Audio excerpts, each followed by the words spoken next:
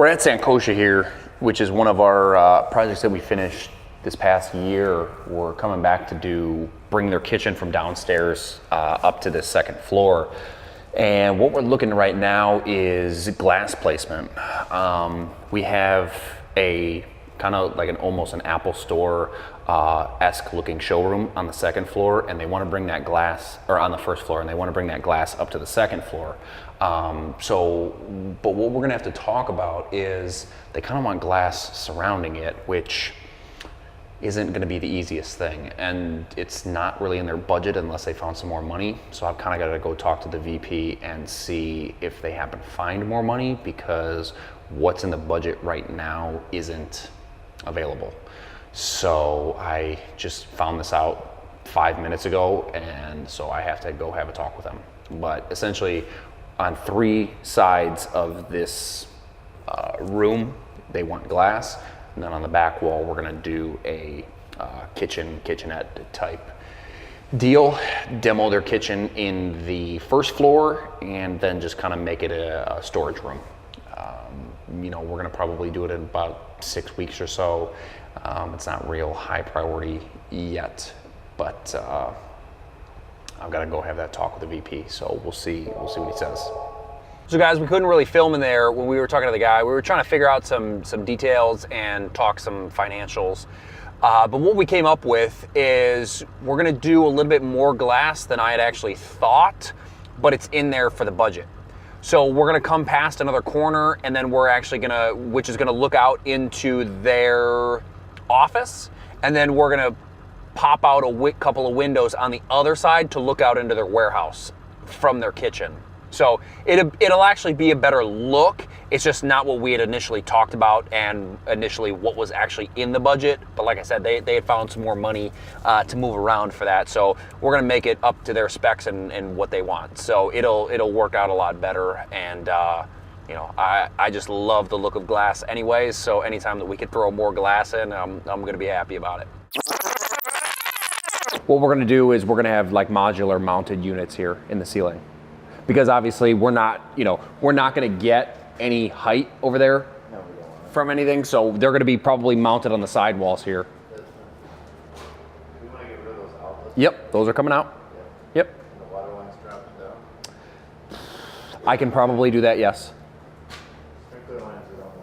Yeah, sprinkler lines aren't gonna be touched. This electric, maybe yes. We'll see what it's all attached to. That's really the game. It's attached to nothing. Well, no, I'm saying down here. Well, I know, but what that all feeds. I'm just saying there's this. Yeah. And then we're gonna probably put maybe 8 lights in here. All right, what are they doing today? Nothing's getting done today because I wanted to talk with you about what we're doing. So what we're gonna do here, Wes, we're gonna try and fit a piece of glass in here and make it to fit that. We'll see how it works. But we're gonna try our hardest. Sprinklers that are left, we want them red again. Yeah, no. That's what's gonna happen. This is all gonna be that charcoal. It's gonna be the exact, pretty much same color scheme. Okay. Yep. And then what we're gonna do here is we're gonna bring this line that comes up with the columns, bring it back up so that you've got all your clean lines. So you've got a wall down there that is just a bit offset. We're gonna bring it straight up. Same thing with this. This is just gonna be rocked so that when you look at it, you have continuity. Yes. Yep. Yeah, so it's all gonna be exposed. Right. So we'll have to kind of see what we've got as far as when it comes down to data and what we can move and what we can't move. We'll obviously clean it up, but we'll just have to see. Well, I don't want anything moved other than this. No. I'm talking about like this. This has got to be remounted, right? Yeah. But then we've got all of this. Well, we want to make it nice and tight and clean. So, and a lot of it was just ran with the intention of always having a ceiling. Right. So we're gonna have to go through it a little bit, and these are all cut. Those are all cut. So we're gonna have to take those back. Whatever's cut, obviously. Yeah, we're gonna take out. Now because nobody's complaining that their phone isn't. Yeah, and then these sprinkler heads, they'll probably be out next week. We'll frame this wall. We'll get the electrician out here, get some lights, and then get Dan out here. Oh, back in. yes, yeah. Question for you. When can we demo your kitchen? That's my question. We got to take it because I got the plumber coming out here on Wednesday. Okay.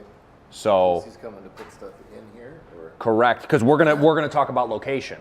So he's coming out here. Demo at any time, but I just need a warning. We have to be able to move our refrigerator, so we got to eat. Well, no, and that's fine, and that's fine. You can still have that as the break room. Yeah. That's fine. I just got to take all your cabinets, and we got to demo that wall so we can get all the plumbing up. Next week could be better. That's fine.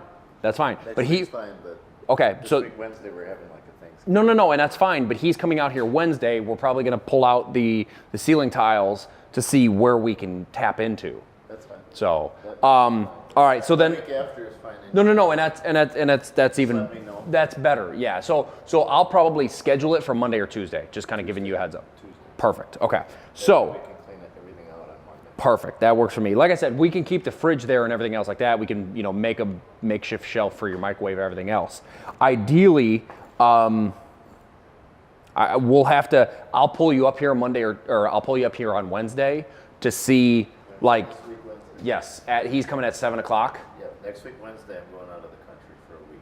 So. Okay, so he's coming out here, and we'll see where the taps come in, and where we can actually plumb up, and where.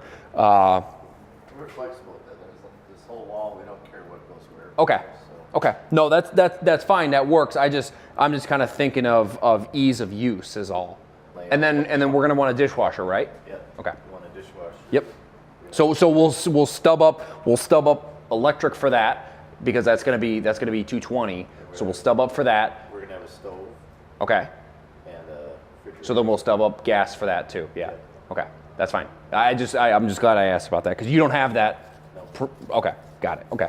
There should be a gas line somewhere. Okay. That'll work. Okay. We'll make that happen. So I was just catching a little bit of what the guys did at the end of last week. They had to come in and work nights. So we're going to talk a little bit about the relationship building and actually how I kind of came into this project. I kind of ate shit for a few years and worked with investors. And investors are notoriously, and I might get shit for this, investors are notoriously cheap. That being said, that's how I built my business. That's how I got into commercial, aside from what I did in my professional career, which was commercial construction. I always knew that I wanted to get into it, but I really didn't know how.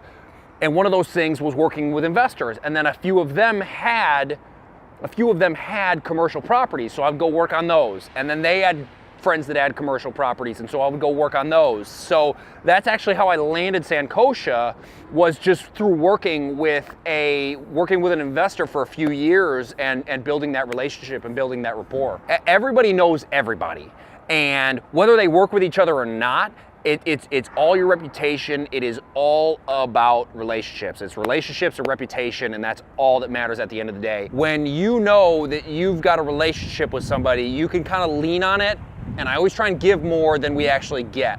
I think a lot of times contractors get bad names because of first the shoddy work that they do, and then second, all the change orders.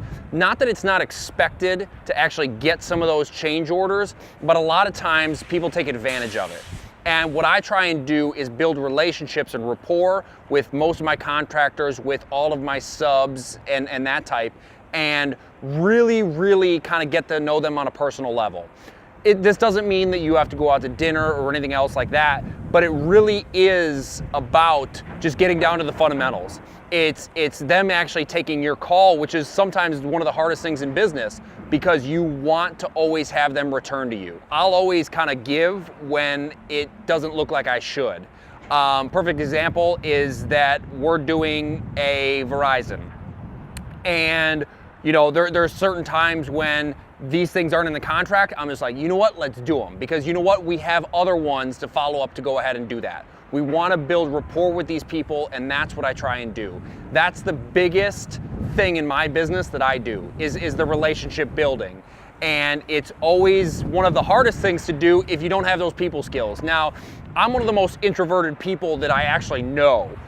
That being said, When I'm in business, you have to take those phone calls. You have to put out those fires. You have to go that extra mile for your subs and for your general contractors because they know that they can lean on you. They know that they can count on you. So it's one of the biggest things for me to always try and give back. It's one of the reasons why I always get called back for different projects is because they like working with me, and that's one of I think the biggest selling points is that they know that at the end of the day that Kevin's going to handle it, that I'm going to handle it, that Max is going to handle it, that Eric is going to handle it, that we're going to go that extra mile to make sure that these things happen, whether it's at late at night, whether it's prepping on Saturday and Sunday to actually get there. They know that they can always call me to make this situation correct. It's paid back in spades.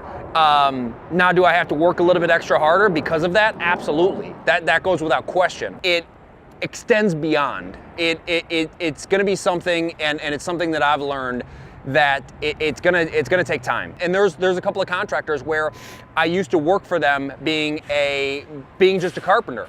Well, it turned out that they found out that I started on my own, and then we went out and got business with them, and now we're one of their top contractors. So it's, but that's something that has been built over 10 years. So it's gonna take time. My dad, when I was younger, he would always do basements, and I'd want him to start on his own.